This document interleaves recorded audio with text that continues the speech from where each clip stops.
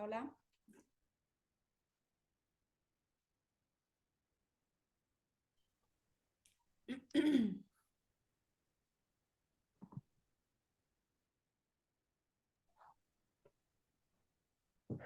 Ah, ya, es que Ah, había, como que no quería entrar.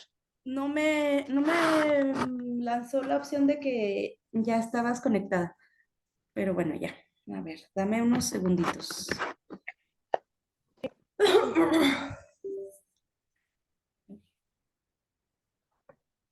Ahí está. Bueno, pues vamos a empezar. ¿Qué clase tienes anterior? Em, Geometría, Y luego después de esta, ¿cuál tienes? teoría. Si está pesado, ¿no? Pues sí, recuerdo que la vez pasada solamente era una hora por clase, no sé si recuerda. Ah, sí, es cierto, no era tanto. Bueno, Y ahora son pues todo una el día, materia ¿no? menos, pero más. Bueno, vamos a tratar de agilizarlo para que también tenga chance de desayunar. Ok, ayer nos quedamos como en las características generales del paleolítico y su cambio al neolítico, ¿no? En cuestión de Sí, artística, sí, sí, sí ves mi pantalla, ¿va? sí. Ah, ok, en cuestión artística, en el paleolítico hablamos que las manifestaciones que se dieron fueron lo de las pinturas rupestres. Uy, pues las pinturas rupestres ya un poquito hablamos de lo que representaron. Y pues cómo se hacían a través de óxidos, óxidos obtenidos a partir de triturar piedras o minerales, y todo esto los metían como una especie de, vamos a imaginar que de un popote, y lo iban soplando con algún tipo de mezcla, puede ser leche o algún tipo de aceite, para que se quedara impregnada en la pared. Y ya, pues era la manera en la que hacían estas representaciones. Y también, es que no te lo enseñé ayer. A ver, aquí está. ¿Ves la diapositiva o sigues viendo la pintura rupestre? Sigo viendo la pintura. Ok, bueno. Y también durante el Paleolítico, otra de las manifestaciones artísticas pues que se dieron fueron estas llamadas las Venus, que si ves, tiene, bueno, es la representación de una mujer. Generalmente sus pechos están como muy, tiempo le estoy moviendo. Ahí está. Generalmente sus pechos están como muy voluptuosos, y la vulva incluso se encuentra como expuesta o abierta. Entonces, bajo estos términos, ¿qué consideras tú que querían representar ellos con estas figurillas?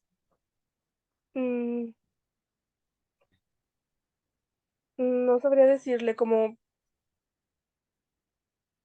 pues, no, o sea, no, la verdad no. Ok, mira, recuerda, estas son representaciones del Paleolítico, ¿ok?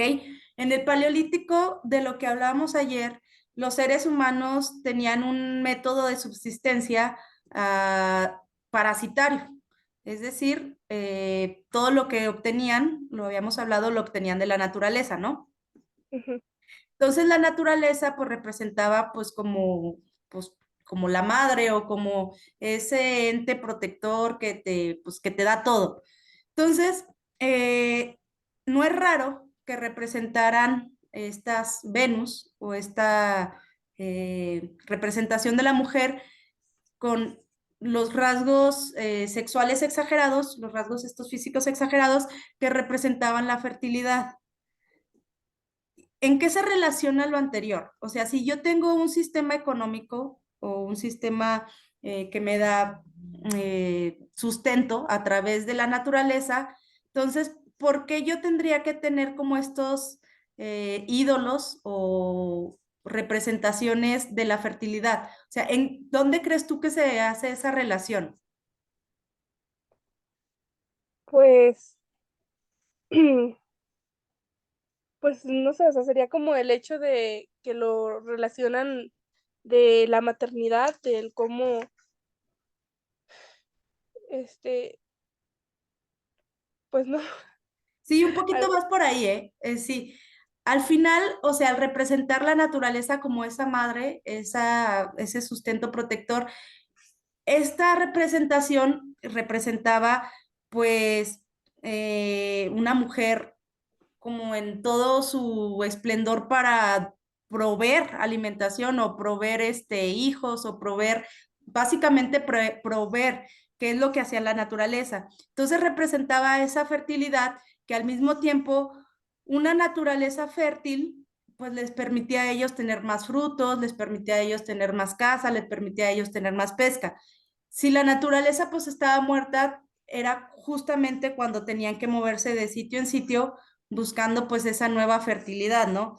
Entonces, no es raro, te lo comento, que durante este periodo paleolítico esta representación femenina fuera bastante importante, porque justamente representaba lo que para ellos era más importante en ese momento. Obviamente para ellos lo más importante era cómo subsistir, cómo comer, cómo cubrirse, etcétera. Entonces sus íconos o sus representaciones casi religiosas o teológicas iban a ir basadas en lo que ellos necesitaban, ¿no? Entonces, si necesitaban una tierra fértil, pues básicamente esto representaba esa fertilidad que les iba a asegurar pues su sustento pues en cada una de sus movimientos de tierra en tierra. ¿Queda claro más o menos el concepto? sí, Ok. Bueno, entonces, hay una de las más famosas, es esta, la Venus de Willendorf, que se encontró en Austria, de hace más o menos 22.000 años antes de Cristo. Aquí hay también un punto importante.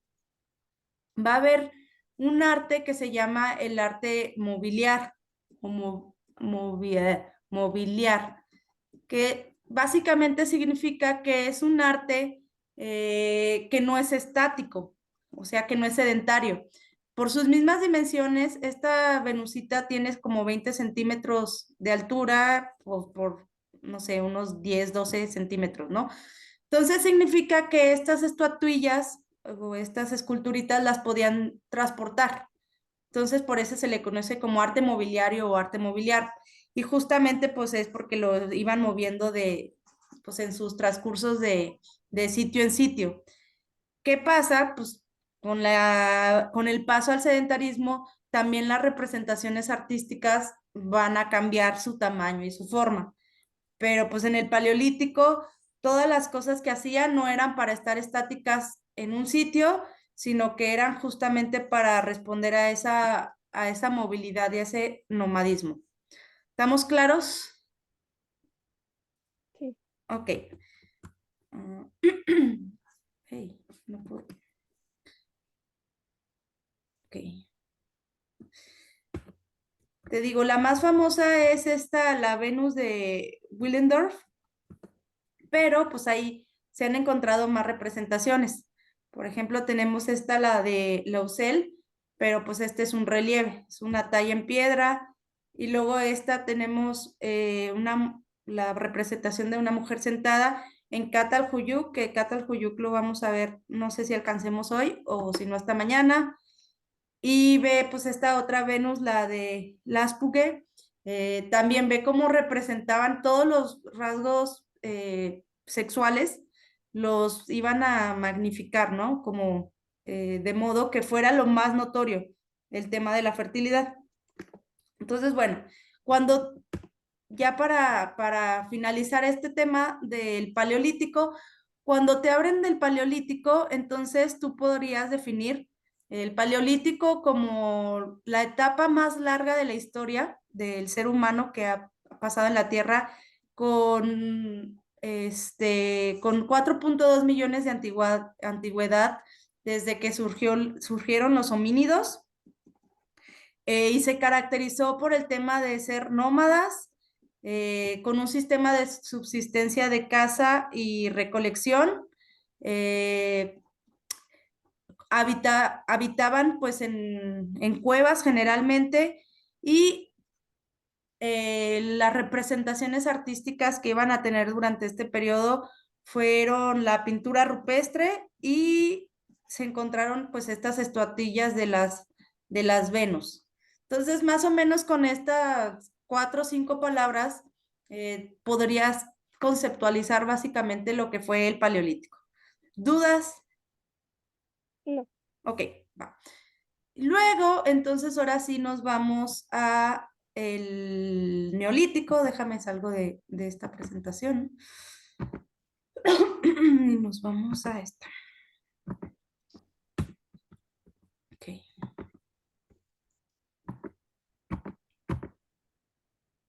En el Neolítico va a acontecer, bueno, no, eso cuando veamos la parte artística. Ok, en cuestión arquitectónica, pues en el Paleolítico ya comentamos que habitaban en cuevas.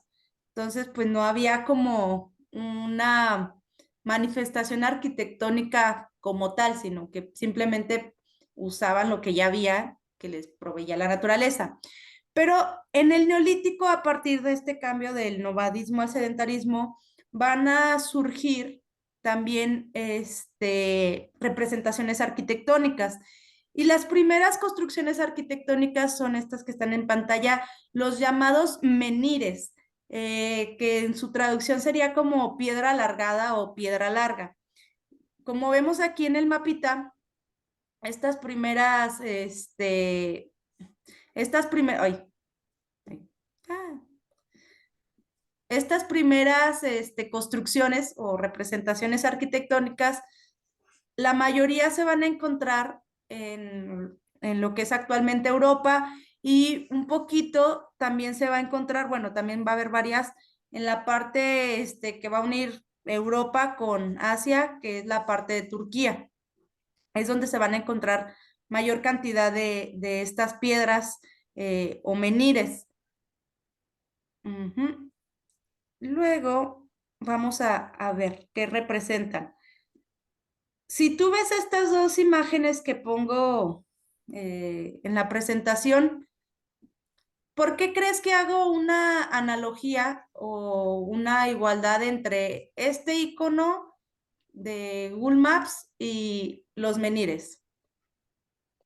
Es como para localizar un lugar, ¿no? O sea, un punto de referencia. Exacto, acabas de dar como la clave. Punto de referencia. ¿Cómo podrías, bueno, no, es un punto de referencia, está muy bien. Y justamente aquí todo el tema de la arquitectura empieza, pues en estas construcciones. ¿Por qué? Imagínate tú un espacio eh, blanco, bueno, un terreno sin, sin nada, ¿no? O sea, que todo, el espacio simplemente vacío. Entonces, al momento en el que tú pones un punto, ¿el espacio es el mismo que el que estaba anteriormente?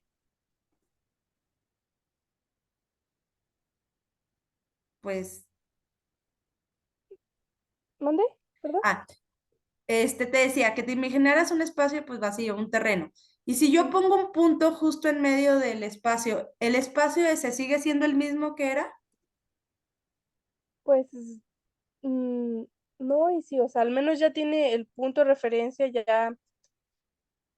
Exacto. Mira, acabas de dar una palabra bien importante, referencia. Yo le llamo también como el tema de relaciones. Te va a permitir generar relaciones. Al tú poner un punto dentro de ese espacio, te va a empezar a generar relaciones. ¿Relaciones de qué tipo?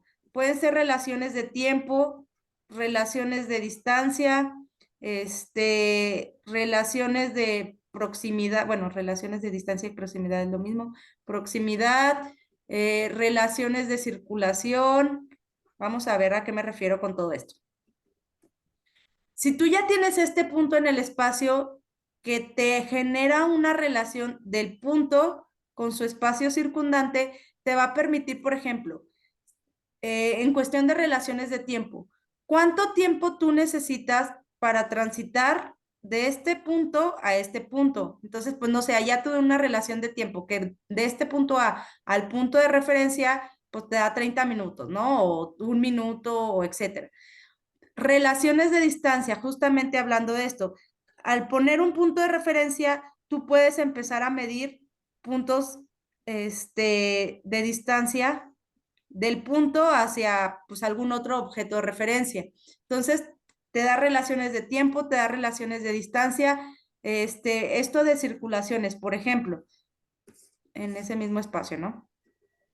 A este espacio, si tú como humano le quisieras transitarlo, pues no sé, hay varias formas. Puedes bordearlo o puedes simplemente llegar y admirarlo de manera frontal o puedes llegar y darle como vueltas y salir o puede ser también como una especie de punto de reunión. Entonces toda la gente se aglomera a través de él, ¿no? Entonces, ¿qué permitió que ese punto, un único punto, dispuesto en un espacio, empieza a generar eso, referencias o relaciones? Ajá. Entonces, significa justamente eso, empieza a ser la arquitectura. La arquitectura lo que te va a generar son relaciones espaciales, porque pues obviamente estábamos hablando tiempo. También te puede dar una relación de como de escalas, pues no sé, aquí al poner a tu al humanito, entonces ya te da una magnitud de qué escala tiene este objeto respecto a este otro objeto. En fin, la arquitectura se trata eso, de generar relaciones, ya sea espaciales, de tránsito, de tiempo, de circulación, relaciones como dije ahorita, de escala, etcétera, con lo cual te va a permitir que un solo objeto sea el que diseñe el espacio, básicamente. ¿A qué me refiero con diseñe el espacio? Pues esto, que genera pues estas nuevas formas de comunicación del espacio respecto al objeto. Y tú como humano, ¿cómo abordas el objeto situado en el espacio? No sé si me explico con esta explicación lo del por qué el menhir se considera como una de las primeras representaciones arquitectónicas. A ver si me lo pudieras explicar con tus palabras, esto más o menos que acabo de decir. Pues sí, o sea, como dijo, son referencias, relaciones Ujú, que se pueden dar muchos usos, puede ser un punto de reunión, crea ya relaciones de tiempo y de distancia, ujú, como lo dijo usted antes, y también, pues, o sea, por ejemplo, de escala, crea relaciones. ujú. Ok, exactamente. Entonces, imagínate tú, o sea, si solo un punto en el espacio puede generar todo este tipo de relaciones, ahora en cuestión arquitectónica, ¿qué pasa si yo empiezo a poner varios puntos, ¿no? Y los pongo dispuestos o los compongo en el espacio de tal forma que me genera más relaciones, a más puntos o a más elementos espaciales, más relaciones o más conexiones entre ellos van a tener. Porque, ¿te acuerdas de la clase anterior que habíamos tenido? Bueno, no sé si te acuerdes, la proximidad de los puntos, creo que la hablamos. ¿Qué pasaba si dos puntos estaban muy juntos? ¿Cuál era la relación que se generaba ahí entre ellos respecto a qué pasa si dos puntos están más alejados? ¿Cuál es como la relación que se genera aquí o la relación que se genera acá? Mm, ¿Te acuerdas? no, Ok, por ejemplo, aquí, si dos puntos, o en este caso tal vez ponemos dos menires, la relación que se genera sería como de estos puntos como que intentan atraerse. Entonces hay aquí una relación de proximidad. Y cuando los puntos están separados, como que se siente que se alejan justamente. Entonces aquí se siente una relación de proximidad, aquí se siente una relación de alejamiento. Entonces, cada uno de los puntos o de los elementos que tú pongas en el espacio al generar esas relaciones te van a generar pues también intenciones, ¿no? Como de proximidad o alejamiento, etcétera. Entonces, aquí el punto importante que quiero que veas es cada elemento que tú vayas a poner en tu arquitectura va a generar va a comunicar, ¿no? Entonces, al comunicar, ¿qué es lo que tú quieres comunicar? Una relación, por ejemplo, aquí de proximidad o una relación de alejamiento o qué tipo de relaciones de tiempo, qué tipo de relaciones de proximidad, qué tipo de relaciones de escala, etcétera. Todas esas relaciones generan una comunicabilidad. Entonces, aquí sería importante, cada elemento que tú pongas va a comunicar y cada elemento que tú pongas se va a comunicar con el espacio y con los otros elementos que vayas poniendo. Entonces, sería como, yo lo veo como ir tejiendo una red de comunicaciones, como cada elemento, pues al ser importante en esa comunicabilidad y cómo cada elemento se comunica con sus otros y con el espacio en sí mismo. ¿Estamos de acuerdo o Ujú. me lié mucho? No, sí. Ok, bien. Entonces, bueno, estas primeras representaciones, los menires, son estas piedras hincadas en el terreno, que servían justamente como esos puntos de referencia, de relaciones, de proximidad, etcétera, de los que estamos hablando. A ver, ¿cómo funcionaban esto? Es importante siempre que como futura arquitecta aparte de saber, pues, estas relaciones de relaciones entre elementos y su comunicabilidad, etcétera, pues el tema de cómo se construye, ¿no? Para que la arquitectura deje de ser un diseño, tiene que pasar por la construcción para que realmente sea arquitectura, si no se queda en un diseño. Ok, entonces, ¿cómo construían esto? Pues así, está muy simple, aquí como lo ves en la imagen. Hacían una oquedad en el suelo, esto lo transportaban seguramente pues en troncos o sí, pues sí, troncos para poder girarlo y pues ya lo hincaban en el suelo. Entonces ya quedaba, que esta sería como la parte del cimiento y pues esta sería como la parte del fuste de esa gran columna. Acabo de dar un término que no sé si te lo sepas. Una columna se va a dividir, en la parte alargada se le conoce como fuste. Bueno, esto ya lo veremos más a grandes rasgos en otras clases. Y la parte que carga se llamaría capitel.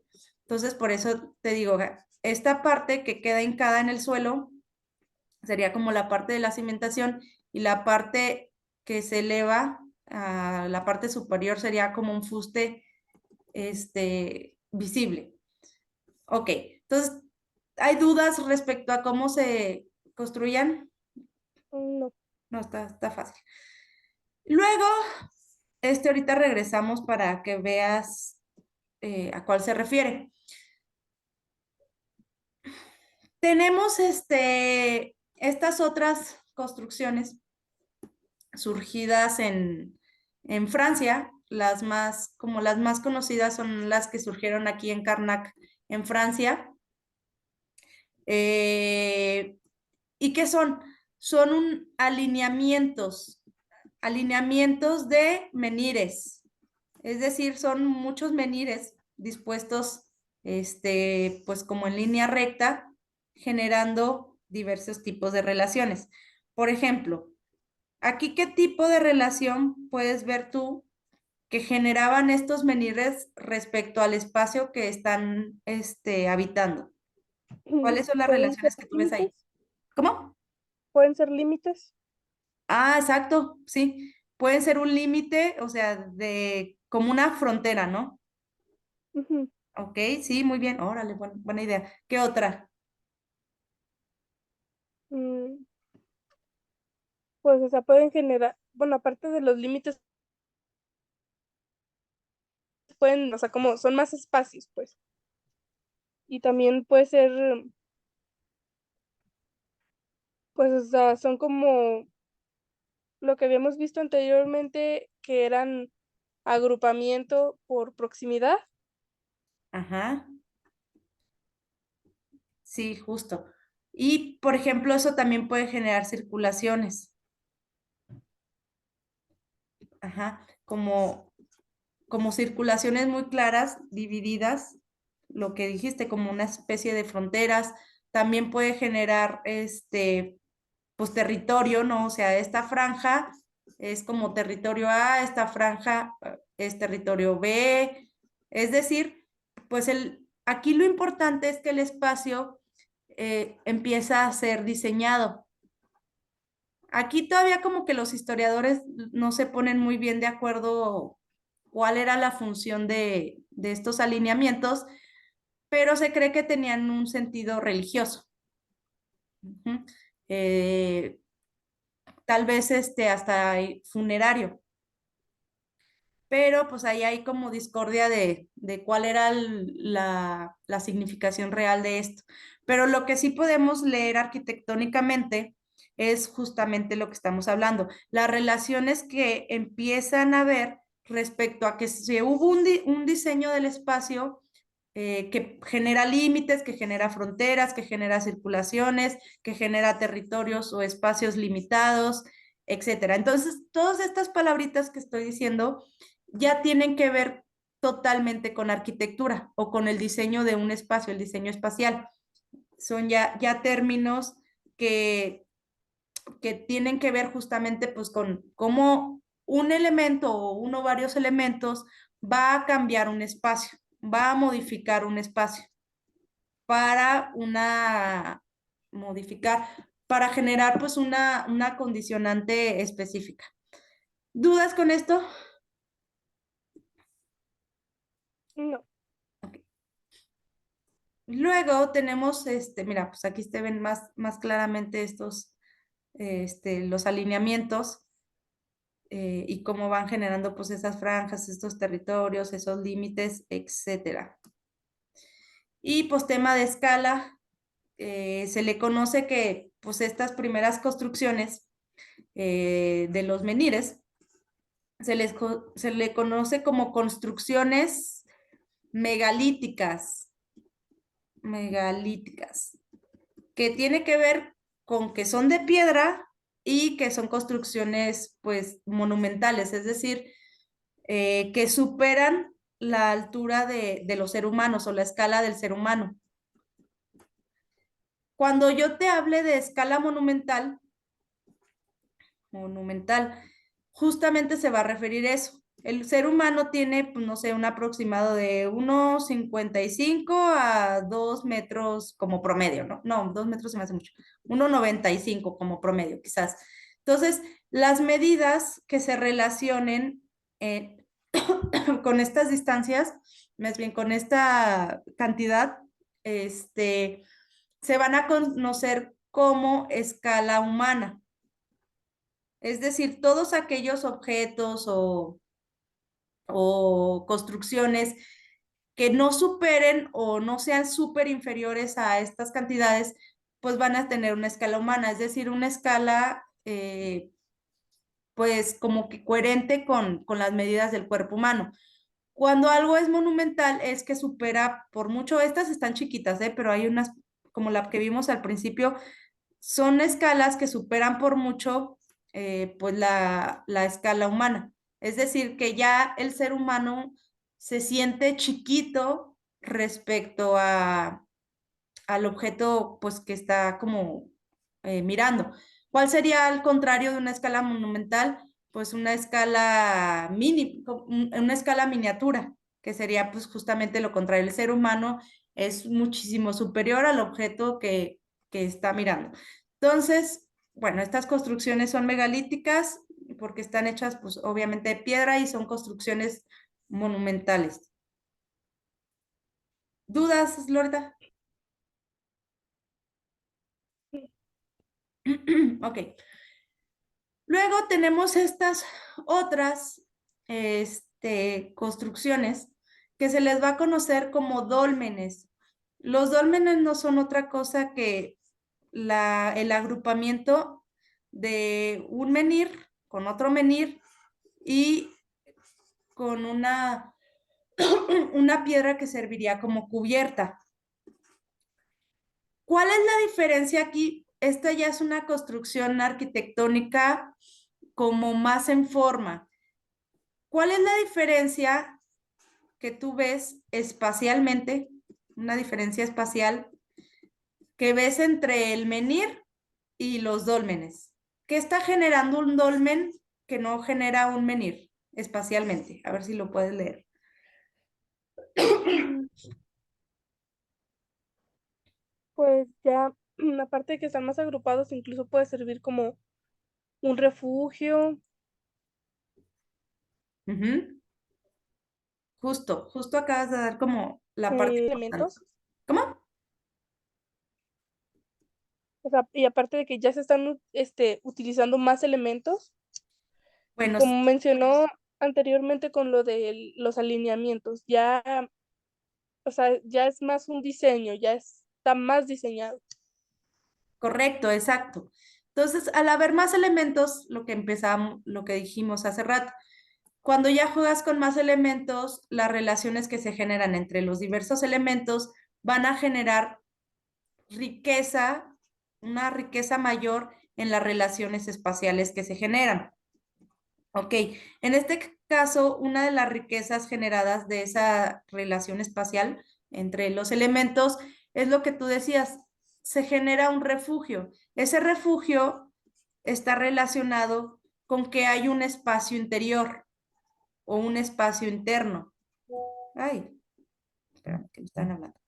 Hay un espacio interior o un espacio interno.